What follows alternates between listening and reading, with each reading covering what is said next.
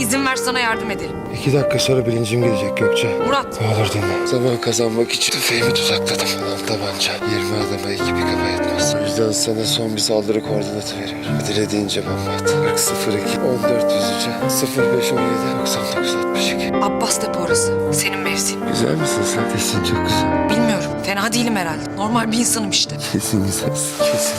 Ölmeseydim.